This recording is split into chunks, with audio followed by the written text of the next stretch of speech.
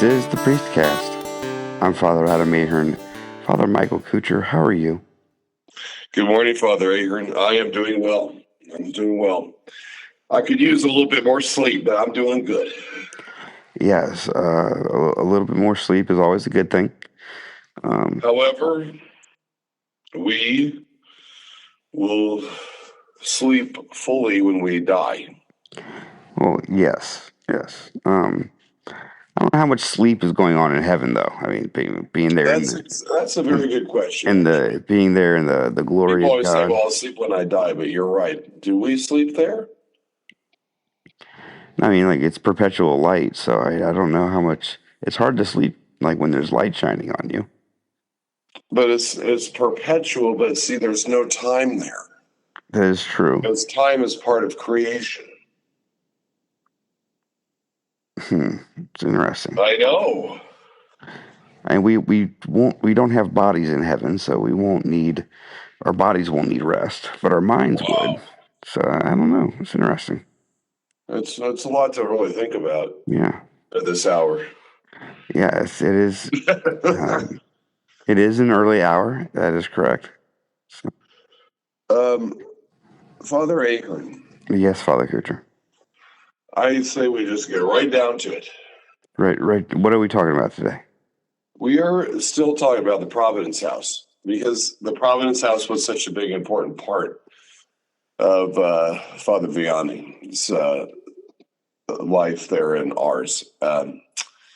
So today I thought, what if we discussed how the Providence House shows us a pattern of Christian home life?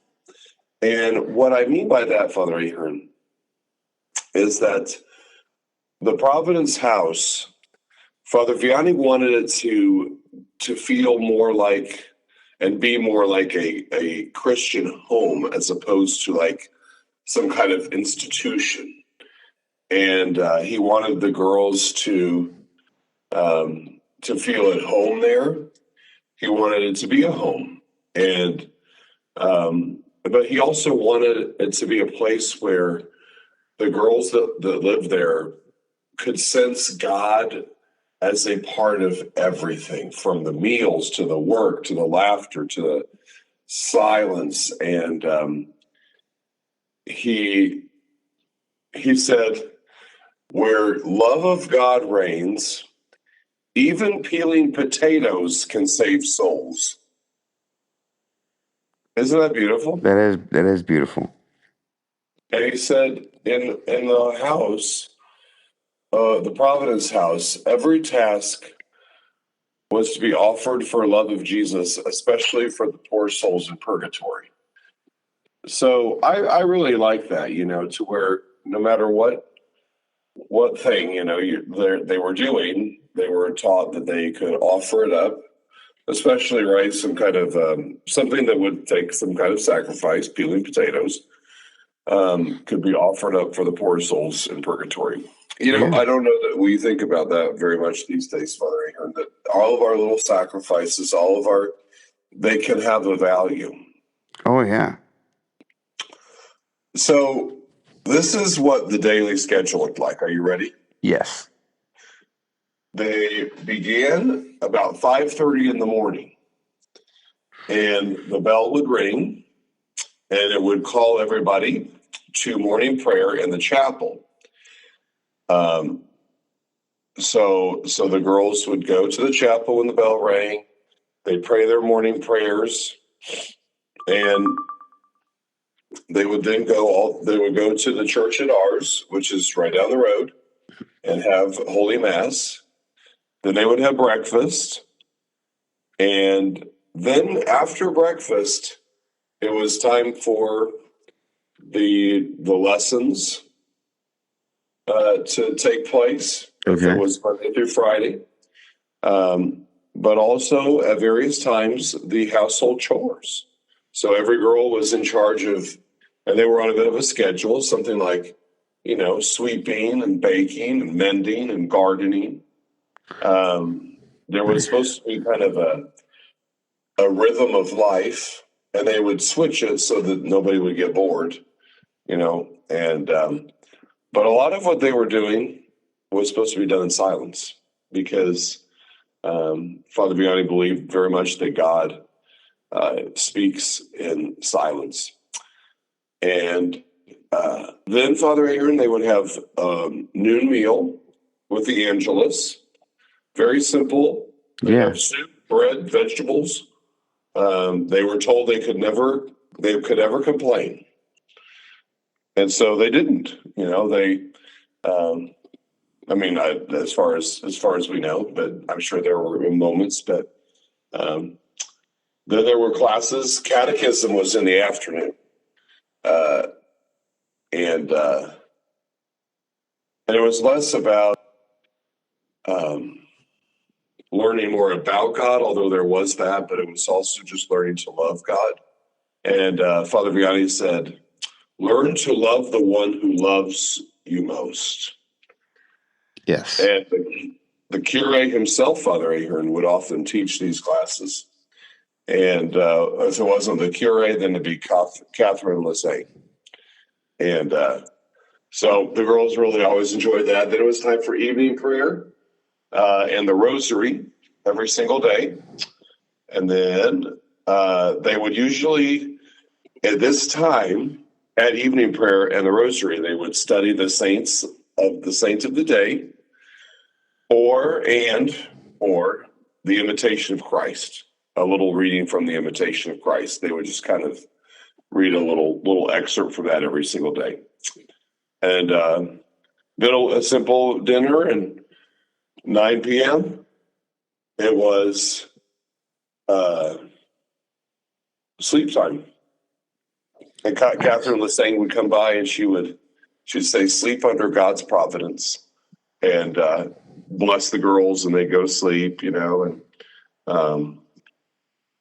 and then it was time to do it in the morning, and so that's kind of what daily life looked like. But of course, they also marked the various days, like feast days were treated differently. Fridays were treated differently because they would have penance and some kind of they would do something for the Passion every Friday. And Marian days were something special because the girls would dress up a little bit more and do some things with the Virgin Mary.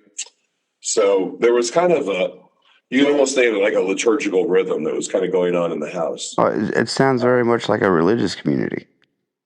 Yeah, doesn't it though, Father Aaron? Yeah. And just their yeah. Don't you think maybe there's a sense in which a Christian household should feel that way? Yeah. It's hard to be that structured, I think, in a modern Christian home. But yeah, absolutely. Yeah, that's probably the trick. Would be if you're, the Smith family, and you have 3 kids, and you're trying to raise them in the faith, and they go to school, and all these things. What I like about it is there's a schedule, there's a rhythm, and it's all around God and prayer.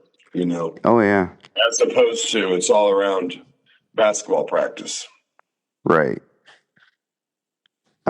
Yeah, it's neat to see. It's neat to see hear the rhythm that they were into, the prayer rhythm, and the meals and the chores and the classes. I'm struck. It said Father Vianney taught most of the classes. Does ours have like extra few hours in each day? Not that I'm aware of. Because although he did a lot of stuff in one day. They did do a lot of stuff in one day. No, I'm talking about Father Vianney did a lot of stuff in one day. Oh yes, he did. Oh, for sure he did. Well, and you kind of got to wonder. This is why Catherine Lazane's role was so important, and the other ladies that were helping too, because Father Vianney himself would have been occupied in the confessional and occupied with his home visits. I mean, this was not his full project. He had a lot of other plates in the air that Right. he was dealing with, and so you just imagine like how important it was to him, but how he couldn't be there for as much of it as he probably wanted to be. Oh yeah. Kind of like us with our schools, we pop in, we're there, and we have a presence, but it's not always possible to be there as much as we'd like to be there. This is true. So.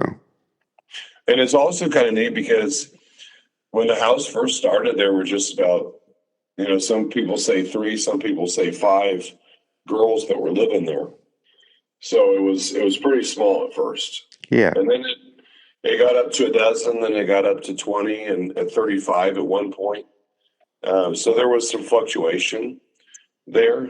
But it really, especially at first, it felt quite a bit like a real home, Yeah, it's pretty cool. So it does give us a nice little vision. I do think our Christian homes would be a little bit better off if there was a little bit more of a schedule, a bit more order, and a little bit more centrality around prayer. And Yeah, I think that's one of the biggest things we could encourage Christian families to do is pray as a family. that's right. Like family prayer. Pray as a family. Right? I mean, like not just and as special and good as it is to like pray with your kids as you're putting them to bed and stuff like that. That's great, and don't stop doing that. But like having praying the rosary as a family, praying just the Angelus as a family, as much as you can, right? Like doing these, incorporating the regular prayer life into the family structure, Yes. into the family rhythm. I think might help some of the parents and some of the kids because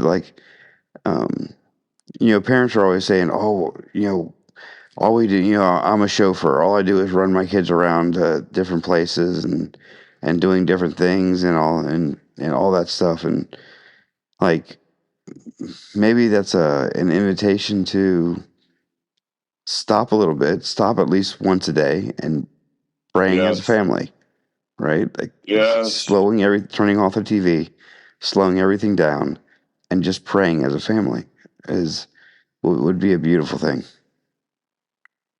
You're absolutely right, Father. All right. Well, God bless you. This is exciting. Very exciting. So tomorrow we've got a few more aspects, I think, of this beautiful house to discuss and so forth. But we'll carry that forward tomorrow and in the days following. Sounds good, brother. God bless you, Father Ager, and have a beautiful day. St. John Vianney. Pray for us.